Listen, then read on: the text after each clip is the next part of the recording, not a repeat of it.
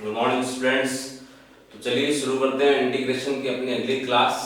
Last class में अपन ने आपकी टेक्स्ट बुक के एक्सरसाइज 9.4 में जो है इंटीग्रेशन बाय पार्शियल फ्रैक्शन अपन पढ़ रहे थे, तो उसके मैंने 3 टाइप आपको करा दिए थे। तो मेनली जो पार्शियल फ्रैक्शंस के टाइप्स है वो मेनली तो तीन ही हैं, और उसके बाद कुछ मिक्स टाइप के क्वेश्चन एक्सरसाइज में वो अपन यहाँ पे देखते हैं। तो देखो आप,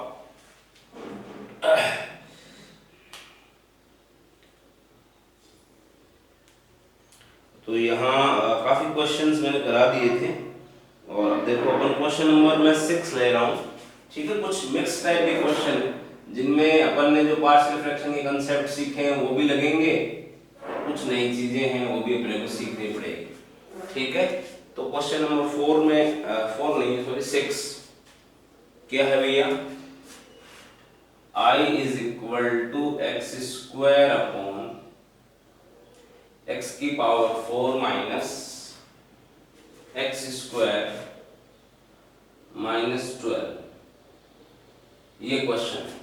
ठीक है, तो अब इसको देखो, सबसे पहले तो आपको मैंने बताया था कि आप देखो कि प्रॉपर रैशनल फंक्शन है या इम्प्रॉपर है। उसके लिए आपने देखा यहाँ पे मैक्सिमम पावर 2 और यहाँ पे 4 है, तो ऊपर वाली पावर नीचे वाली पावर से कम है, तो ये प्रॉपर रैशनल फंक्शन हो गया। तो फिर इसको अपन क्या करते हैं, जो डिनोमिनेटर में जो हर में जो फंक्शन होता है उसको फैक्टराइज करते हैं पहले। तो आप इसको फैक्टराइज करोगे, एक्स स्क्वायर अपॉन, ये क्वाड्रेटिक की तरह ही फैक्टराइज होगा, ये आ जाएगा minus 4x square plus 3x square. जैसे द्विघात को अपन फैक्टराइज करते हैं ना, वैसे ही हो जाएगा। तो यहाँ है ये एक्स स्क्वायर कॉमन आ गया प्लस 3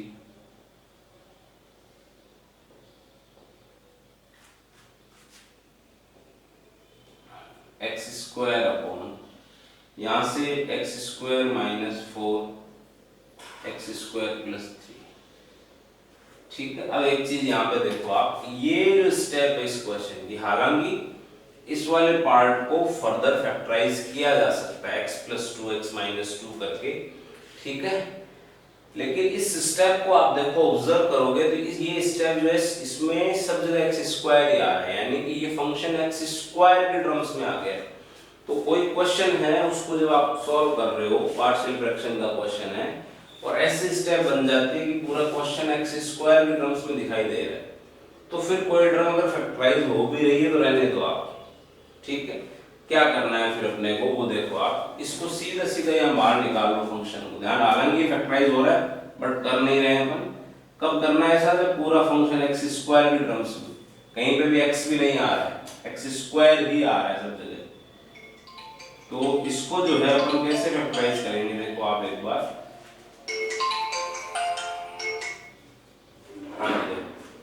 इसको फैक्टराइज करोगे आप इस तरीके से, जो ये अपन ने क्वेश्चन बताए थे मैंने आपको, इस तरीके का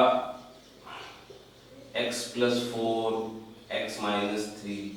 तो क्या करते थे इसके लिए, a upon x plus 4 b upon x minus 3, same यहाँ पे लगाना a upon x square minus 4 plus b upon x square plus 3। ठीक है, अब आप इसको वैसे सॉल्व करोगे जैसे पहले मैंने आपको बताया था। तो एक्स स्क्वायर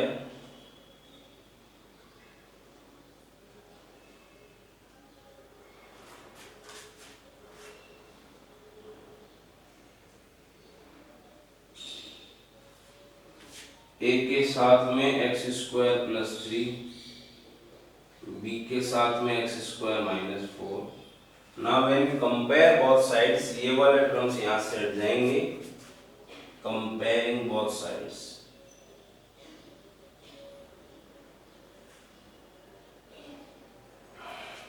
तो क्या रह जाएगा, हर हट जाएगा, यानी डिनोमिनेटर यहां से हट गया। एक्स स्क्वायर ए के साथ में एक्स स्क्वायर माइनस 3 प्लस 3 और बी के साथ में एक्स स्क्वायर माइनस 4। ठीक है, अब मैंने आपको क्या बताया था, यहाँ आने के बाद कांस्टेंट्स की वैल्यू निकालने के लिए यहाँ से इनको 0 मानते हैं। तो तो इसको 0 मानोगे तो एक्स स्क्वायर की ही निकाल लो वैल्यू, एक्स की भी निकाल सकते हो बट एक्स स्क्वायर ही है सब जगह, तो एक्स स्क्वायर की निकाल के रखो। एक्स स्क्वायर की वैल्यू यहाँ से कितनी आएगी 4, तो यहाँ हमने लिखा putting x square is equal to 4। तो भाई ये तो 4 हो गया, ये 7a हो गया और ये 0 हो गया, तो a की वैल्यू आ गई भैया 4/7। सिमिलरली यहाँ से लेओगे तो एक्स स्क्वायर की वैल्यू कितनी आएगी -3 आएगी। तो हमने यहाँ putting x square is equal to -3 ये 0 हो गया और ये -7b हो गया, तो b की वैल्यू आ गई 3/7। Now after getting the value of a and b, put the values of a and b back here। यहाँ पे a और b की वैल्यू पुट कर दोगे, putting the value of a and b in equation number 1, यहाँ लगाओगे तो क्या आएगा,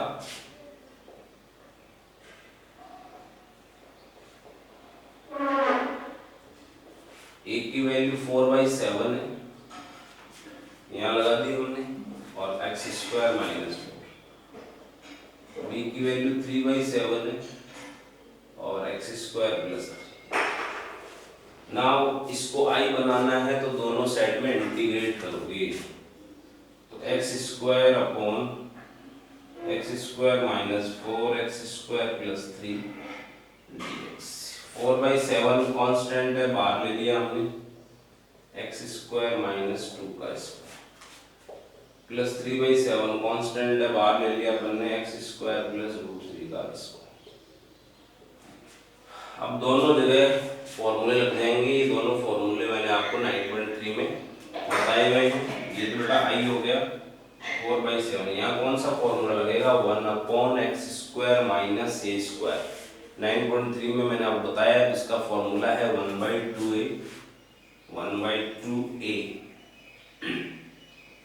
log mod of x minus a upon x plus, यहाँ आ जाओ, यहाँ पे फॉर्मूला बन रहा है 1/x² प्लस a स्क्वायर, तो इसका क्या इंटीग्रेशन लिखा है 1/a tan inverse x upon a, 1/a tan inverse x upon ये प्लस, ये आंसर आ गया। फटाफटी जो भी हो रही है, जैसे यहाँ पे ये कैंसिल हो जाएगा, कर सकते हो इसको यहाँ पे काट के या √3 लिख सकते, ठीक है।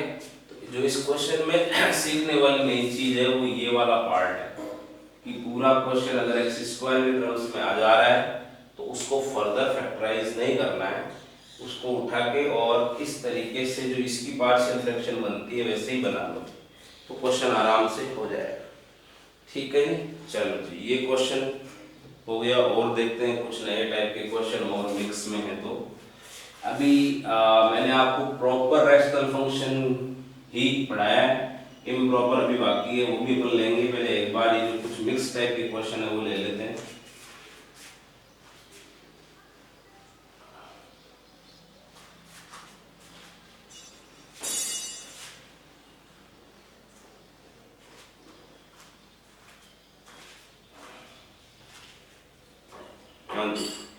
तो बिल्कुल इसी तरीके का क्वेश्चन है क्वेश्चन नंबर 9।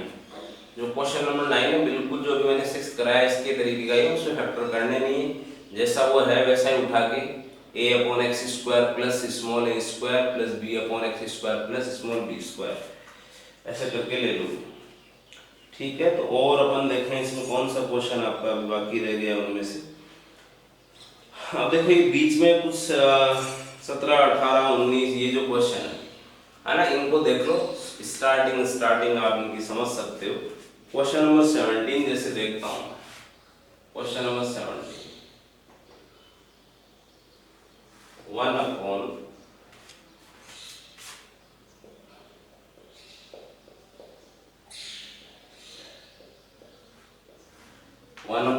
प्लस e की पावर x और 1 माइनस e की power x, sorry minus x लगा दिया,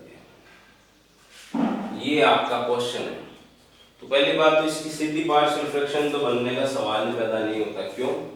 क्योंकि ये चरघातांक की फलन है। फलन हमारा, हम अगर पार्शियल फ्रैक्शन बनाते हैं जो तरीका मैंने आपको बताया था, उसके लिए क्वेश्चन को पहले कंप्लीटली एक्स में होना जरूरी है, एल्जेब्रिक होना जरूरी है क्वेश्चन को उसके लिए, ठीक है। अगर dx लिखा है तो पूरा x में होना चाहिए, dt लिखा है तो पूरा t में होना चाहिए।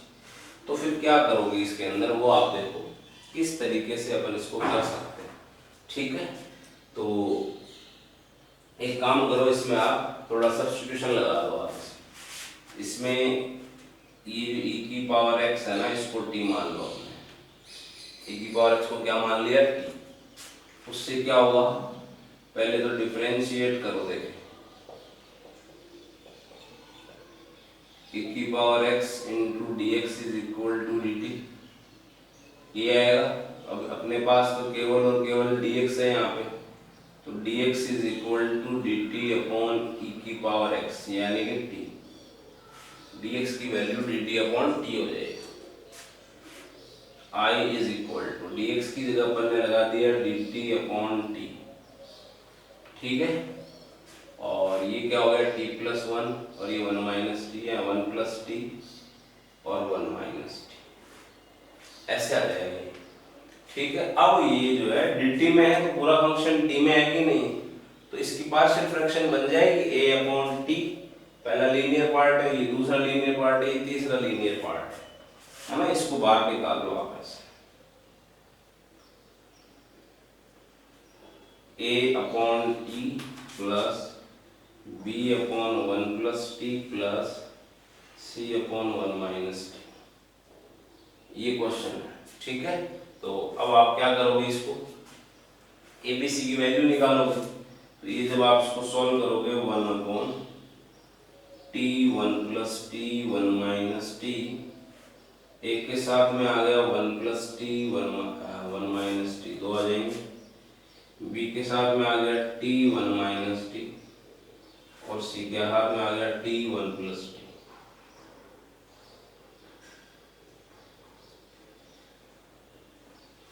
अब कंपेयरिंग बोथ साइड्स, ठीक है।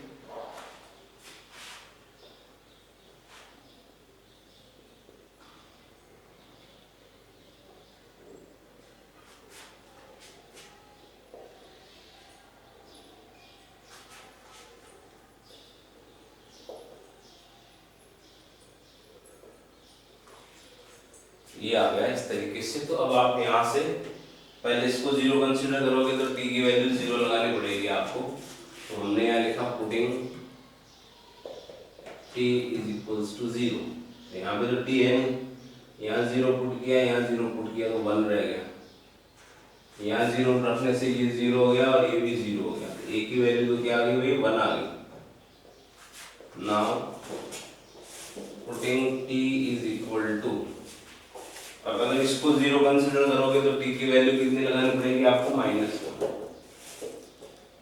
तो -1 यहाँ लगाया तो ये जीरो हो गया, और यहाँ लगाओगे, यहाँ -1 लगाया और यहाँ -1 लगाया, तो यहाँ -1 लगाने से तो ये तो 2 हो गया, और यहाँ -1 लगा -2 हो गया, -2 भी, और यहाँ -1 लगाने से 0 हो गया ये।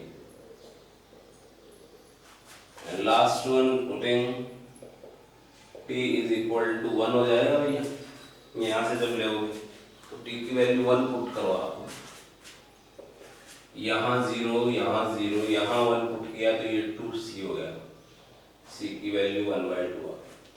तो ये इस तरीके से abc की वैल्यू, आगे का प्रोसीजर तो बिल्कुल सेम ही है, बस जो समझना था वो यहाँ तक का पार्ट समझना था, ठीक है। सब्स्टिट्यूशन लगा कैसे होगा ये, now putting the value of a b and c,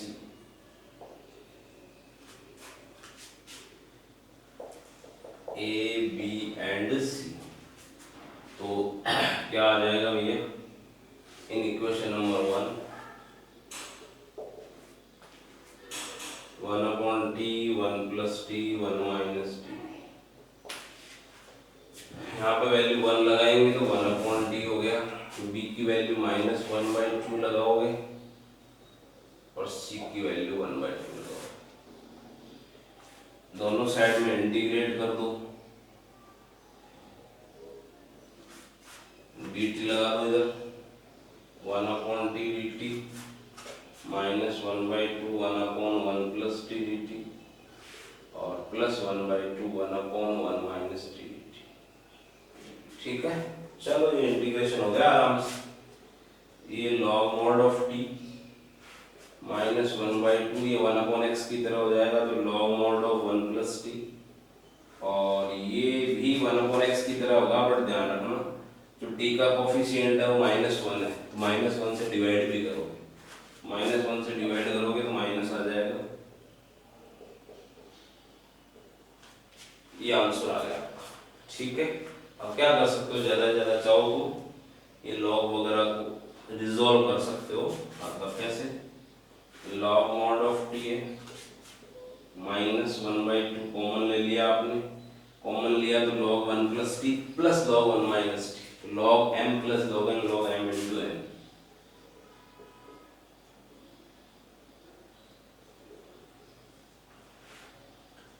ऐसे आ जाएगा, है ना, चाहे तो 1 माइनस टी स्क्वायर भी लिख सकते हैं। ठीक है, t की वैल्यू वापस रखनी है, वहां पे मैंने रखी नहीं, t की वैल्यू क्या लगा दोगे, e की पावर x। तो ये एक हो गया जो मिक्स टाइप के क्वेश्चन है उनमें। ठीक है, तो देखें एक दो क्वेश्चंस और देख लें जो मिक्स टाइप में है।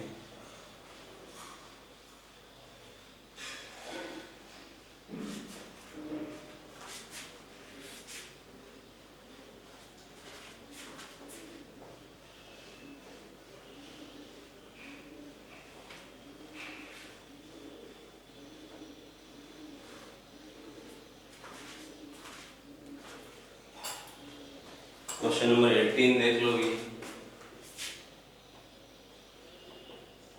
1/e की पावर x माइनस 1 का होल स्क्वायर, 1/e की पावर x माइनस 1 का होल स्क्वायर। अब देखो इस क्वेश्चन में भी वही आप देखो, पार्शियल फ्रैक्शन का तो सवाल ही पैदा नहीं होता है, क्योंकि क्वेश्चन कंप्लीटली x में नहीं है ना, अलजेब्रिक नहीं। सब्स्टिट्यूशन वैसे नजर नहीं आ रहा है इसमें कि भाई सब्स्टिट्यूशन तो अपन मेनली तब लगाते हैं जब हमको क्वेश्चन में उसका डेरिवेटिव दिखाई देगा, बट इससे प्रीवियस वाले क्वेश्चन में भी नहीं था, फिर भी अपन ने सब्स्टिट्यूशन लगा दिया था। तो इसमें भी देखो आप सब्स्टिट्यूशन लगा दो, आप e की पावर x को t मान लो, हालांकि इसका डेरिवेटिव है नहीं, बट कई बार ना होते हुए भी हमको लगाना पड़ता है। तो अब आप यहाँ पे करोगे differentiating with respect to x, तो e की power x dx is equal to dt, तो dx इज इक्वल टू हो गया dt अपॉन t, है ना।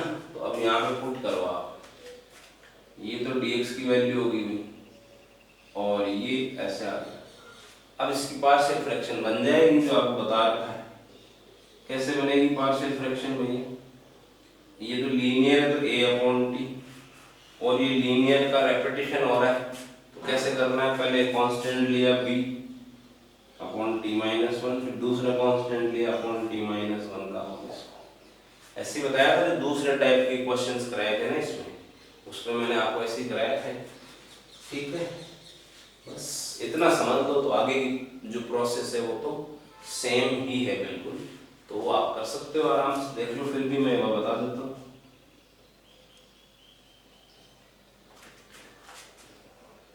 टी माइनस 1 का होल स्क्वायर, एक के साथ में तो t माइनस 1 का होल स्क्वायर आ गया, b के साथ में आ जाएगा t आ जाएगा, t माइनस 1 आ जाएगा, और c के साथ में t आ जाएगा। कंपेयर करोगे तो ये वाला पार्ट हट जाएगा यहाँ से, कंपेयरिंग बोथ साइड्स, तो हटेगा तो क्या रहेगा भैया, 1 अपॉन a t माइनस 1 का होल स्क्वायर, b के साथ में t माइनस 1 और c के साथ में t है। अब यहाँ से सबसे पहले t की वैल्यू क्या पुट करोगे, 0, तो इधर तो t है नहीं आपका, यहाँ 0 पुट किया तो a रह गया, ये 0 हो गया, यहाँ ये 0 हो गया।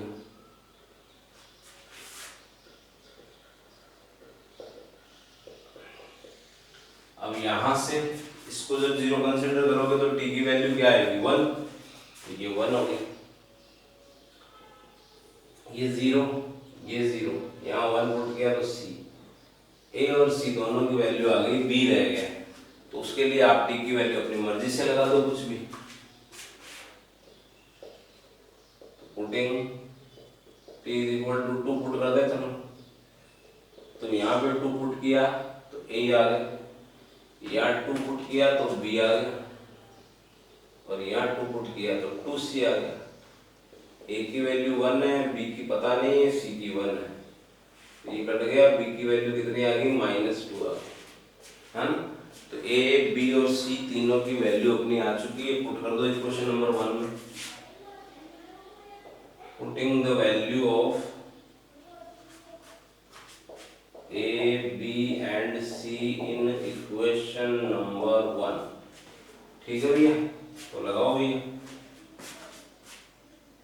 1/t t-1 का whole square is equal to 1 है, बी की वैल्यू -2 आ गई थी, और सी की वैल्यू भी 1 आ गई थी। दोनों साइड में इंटीग्रेट कर दो,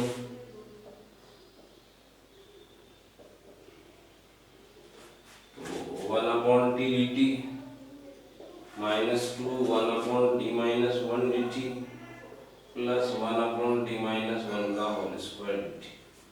इंटीग्रेट कर दो आराम से, log mod of t -2 log mod of t-1, और इसको ऊपर ले जाकर करना पड़ेगा भैया, t-1 की पावर -2, x की पावर -2 की तरह होगा ये।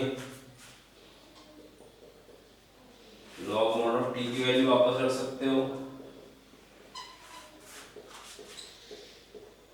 इसको जब करोगे तो पावर में 1 ऐड हुआ तो t-1 की पावर -1, और -1 से डिवाइड हुआ t-1 यानी कि की पावर x -1। ये इसका आपका फाइनल आंसर आ जाएगा। लॉग को देख सकते हो, अगर आप सॉल्व कर रखा हो तो लॉग सॉल्व कर सकते हो, ठीक है भैया। तो ये कुछ मिक्स टाइप की क्वेश्चन है, और इसमें देख लेते हैं अपन। देखो आप क्वेश्चन नंबर 18 हो गया, ये 19 वाला क्वेश्चन आप अपने से कर सकते हो। फिर बस उसमें बता देता हूँ कि पहले आप e की पावर x को t मानोगे, सब्स्टिट्यूशन लग रहा है उसमें, क्वेश्चन नंबर 19 की बात कर रहा हूँ। फिर वही प्रॉपर रैशनल फंक्शन के डिनोमिनेटर के फैक्टर करने और पार्शियल फ्रैक्शन बनानी है, उस तरीके से हो जाएगा।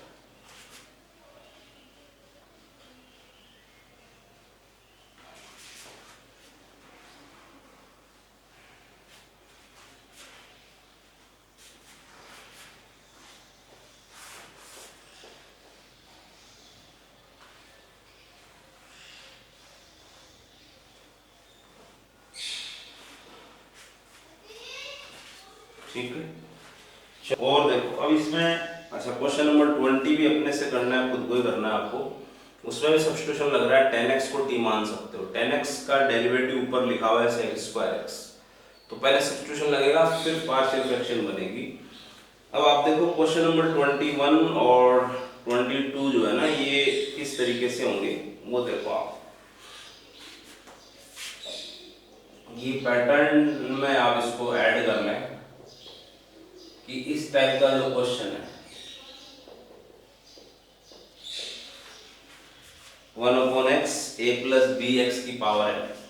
अब इसमें n की जगह कोई न्यूमेरिकल वैल्यू आ सकती है, पहली बात तो यहाँ 1 आ जाए, 2 आ जाए, 3 आ जाए, 4 आ जाए, 1/2 आ जाए, 3/4 आ जाए, ठीक है। जैसा कि इससे प्रीवियस क्वेश्चन में n की जगह पे कितना आ रहा है, 5 आ रहा है, ठीक है। दूसरी बात a और b की जगह कोई न्यूमेरिकल वैल्यू आ सकती है, जैसे 1 1 आ गया तब तो ये 1 + x की पावर n हो जाएगा, है ना। कुछ भी आ सकता है यहाँ 2 या 5, वो आप देख सकते हो। मेनली इस पैटर्न का जो क्वेश्चन होगा उसको अपन करेंगे कैसे, वो इसी को सॉल्व करके बता रहा हूँ। जैसे ये i = सबसे पहला काम आप करोगे यहाँ से x की पावर n कॉमन ले लो, x की पावर n कॉमन लिया तो बाहर तो x है ही, और x की पावर n कॉमन लिया तो x की पावर क्या बन गया अभी, n + 1 बन गया। अब बात करते हैं अंदर क्या बचेगा, तो आपने x की पावर n कॉमन लिया तो x की पावर n से डिवाइड कर दो, ये a/x की पावर n + b, ये बचेगा। ये पहले स्टेप कि x की पावर n कॉमन लेना है। इससे जो प्रीवियस वाला क्वेश्चन है उसमें x की पावर 5 कॉमन ले लोगे। आप एग्जांपल नंबर जो 28 है उसमें x की पावर n कॉमन ले लोगे, ठीक है, तो हमने कॉमन ले लिया, उसके बाद में जैसे कॉमन लिया इसको टी मान लो, बस ये याद रखना है, आराम से क्वेश्चन हो जाएगा, 2 स्टेप याद रखो, कोई भी क्वेश्चन हो ऐसा। तो अब आप डिफरेंशिएट करोगे ना इसको, तो डिफरेंशिएट करोगे तो इसका 1/x की पावर n का -n/x की पावर n+1 हो गया डिफरेंशिएशन, ये 0 हो गया। तो ये इतना पार्ट आपको क्वेश्चन में दिखाई दे रहा है क्या भैया, dx यहाँ ये 1/x की पावर n+1 dx, इसकी वैल्यू निकाल लो यहाँ से, -1/an dt, I = -1/an dt, इसकी जगह तो, और इसकी जगह क्या आ गया, अब 1/t का इंटीग्रेशन क्या होता है भैया, log mod of t, बस खेल खत्म हो गया। a/x की पावर n+b, चाहे थोड़ा और सॉल्व कर सकते हैं, a+b x की पावर n/x की पावर है, log के आगे से माइनस हटाना चाहो तो ये उल्टा हो जाएगा, वो आप आंसर में देख लेंगे जिस हिसाब से करो।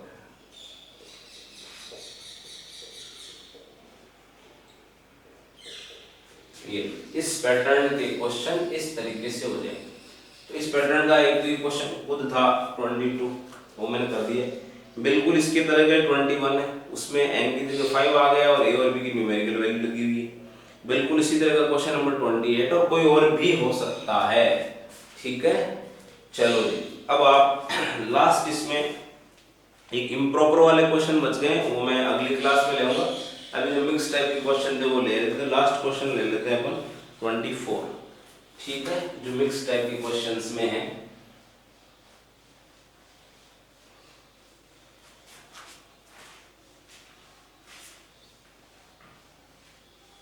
क्वेश्चन नंबर 24 देखें,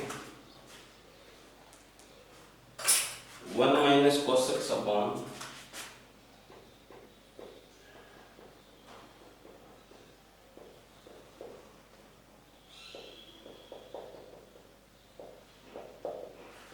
ये क्वेश्चन है, 1 - cos x upon cos x 1 + cos x, ठीक है भैया। तो अब ये क्वेश्चन हमको सॉल्व करना है कि भाई किस तरीके से होगा, ठीक है। तो इसको पहली चीज तो आप देखो, पार्शियल फ्रैक्शन का तो सवाल ही पैदा नहीं होता कि क्वेश्चन एक्स में नहीं है, ट्रिग्नोमेट्रिक है। दूसरी बात है कि हम जब ये नहीं होता है कुछ तो हम सब्स्टिट्यूशन तलाशते हैं। सब्स्टिट्यूशन में क्या होता है कि हम ये देखते हैं कि भाई किसी फंक्शन का डेरिवेटिव अवेलेबल है क्या क्वेश्चन में, तो वो भी आप देखो इसके अंदर नजर नहीं आ रहा है कि भाई इसका कहीं पे डेरिवेटिव नजर आ रहा हो, देखो देखिए नहीं आ रहा है ना डेरिवेटिव नजर, तो फिर आप क्या करोगे इसके अंदर, है भाई। देखो आप क्या करना चाहिए हमारे को, इसको सॉल्व करने के लिए काम करो, ये 1 + cos x है ना, तो ऊपर 1 + cos x बनाओ जरा एक बार, ऊपर 1 + cos x बनाओ। कैसे बनाओगे भैया 1 + cos x, ये जो है आपका 1, इसको मैं लिख दिया 2 - 1, क्या दिक्कत है भाई, 2 - 1 तो लिख सकते हैं, -cos x लिखा हुआ है,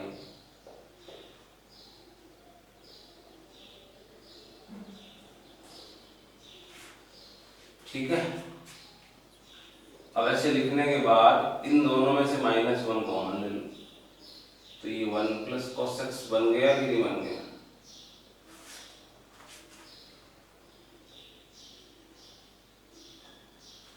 अब आप सेपरेट डिवाइड करो पहले तो इसको, तो 2/cos x 1 + cos x, एक तो ये हो गया, और इधर भी साइड डिवाइड करोगे तो ये तो डिवाइड हो गया, तो 1/cos x यानी कि sec x बच गया। इधर वाले का कोई दिक्कत ही नहीं, सीधा फॉर्मूला है log mod of sec x + tan x। अब आ जाते हैं अपन इस पे कि भाई इसका कैसे करें अपन इंटीग्रेशन, तो इसके लिए काम करो, 2 को तो बाहर निकालो आप, ठीक है,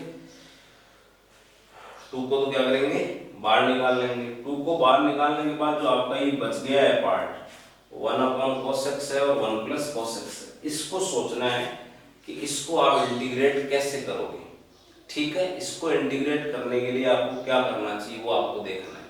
ठीक है भैया, तो कैसे करोगे? एक तो कर सकते हो कि इसका जो कॉन्जुगेट है उससे ऊपर नीचे मल्टीप्लाई कर दो। 1 + cos x का जो कॉन्जुगेट है उससे ऊपर नीचे क्या कर दो? मल्टीप्लाई कर दो। ठीक है, देखो देखिए क्या हो सकता है उसके अंदर। 1 - cos x से यहाँ मल्टीप्लाई कर दिया हमने। अब 1 - cos x से यहाँ जब मल्टीप्लाई करोगे तो ये तो 1 - cos स्क्वायर x हो गया, यानी sin स्क्वायर x हो गया। ऐसे 2-3 तरीके हो सकते हैं, सारी पॉसिबिलिटीज आपको बता देता हूँ। log mod of sec x plus tan x, इसका तो डायरेक्ट हो गया ना भाई, सीधा फॉर्मूला लग गया भाई इसका तो। ठीक है, अब यहाँ पे ये इस स्टेज में आ गया है, फिर से आप क्या करोगे? यहाँ से मतलब मैंने कहा 2-3 तरीकों से क्वेश्चन हो सकता है।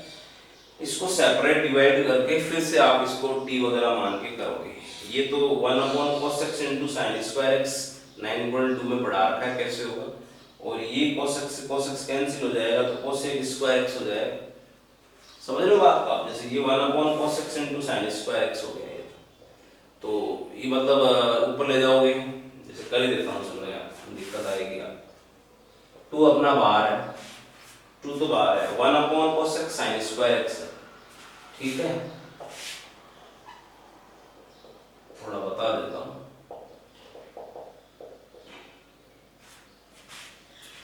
dx माइनस और ये हो गया 1/sin स्क्वायर x यानी cosec स्क्वायर x हो गया, है ना। ये 2 था बाहर तो बंद, और ये अपना log mod of sec x plus tan x। ठीक है, तो इसका तो अब सीधा हो जाएगा -cot x। ठीक है, अब आपको देखना है कि भाई इसका हम कैसे करेंगे। ठीक है, तो cos x × 1 - sin square cos x × sin square x है, तो 9.2 में जाके आप पैटर्न देखना। इस तरीके की क्वेश्चन मैंने आपको करा रखे, पैटर्न में आ गया, तो वहां से आप कर लेना। एक तो बेटा तरीका ये हो गया। दूसरा क्या कर सकते हैं वो आप करके देख लेना। 2-3 चीजें मैं बता रहा हूँ।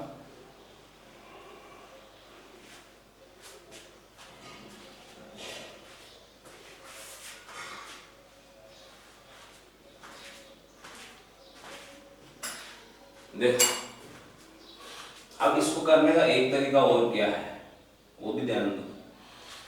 यहाँ पे आपने ट्रिग्नोमेट्रिक फॉर्मूले हमने पढ़े हुए, 1 - cos x होता है 2 sin स्क्वायर x/2, लगा दो यहाँ, और ये होता है 2 cos स्क्वायर x/2, है ना। पढ़ा है या नहीं पढ़ा है? ये कैंसिल हो गया, तो ये तो हो गया बेटा tan स्क्वायर x/2, है ना। फॉर्मूला अपन ने लगाया उस हिसाब से, और ये हो गया cos x। ठीक है, अब आपको देखना है कि भैया अब आगे क्या करोगे आप। ये tan स्क्वायर x/2 आ गया है, तो किस तरीके से करोगे? तो ये जो cos x है इसको भी tan x/2 में कन्वर्ट कर सकते हो, हाफ एंगल फॉर्मूला लगा के।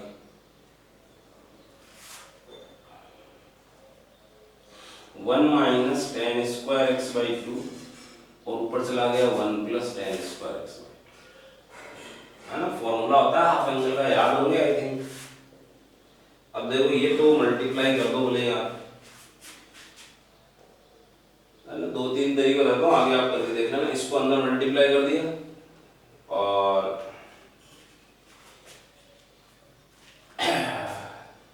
tan स्क्वायर x/2 आ गया। अपन ने 1 - सही तो लगाया ना, नहीं मिलता गया 1 - tan square x/2 upon 1 + tan square x/2। ठीक है, बिल्कुल सही है। तो 1 + tan स्क्वायर x/2 बन गया, और ये बन गया आपका tan स्क्वायर x/2 अपॉन 1 +। हाँ भाई, अब इसके जैसा बना लो यहाँ पे, सॉरी, अब जैसा यहाँ पे फंक्शन है ना वैसा यहाँ बना लो, एक तो ये हो जाएगा। दूसरा, इसको sec स्क्वायर x/2 लिख लो। बहुत तरीके हैं, मैं कुछ 2-3 खोल के बता रहा हूँ साहब। ये ऐसे हो गया भैया।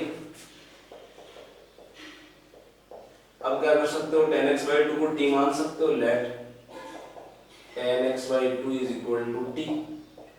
तो sec स्क्वायर x/2, x/2 का वापस करा तो 1/2।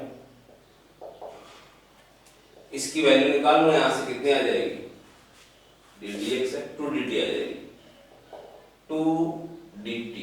और ये क्या हो गया, t square upon 1 minus T square. अब ये क्वेश्चन अपन 9.1 में पढ़ चुके कैसे, तो आप ट्राई कर लेना, और भी तरीके हो सकते हैं, ठीक है, एक दो मैंने आपको बता दिए।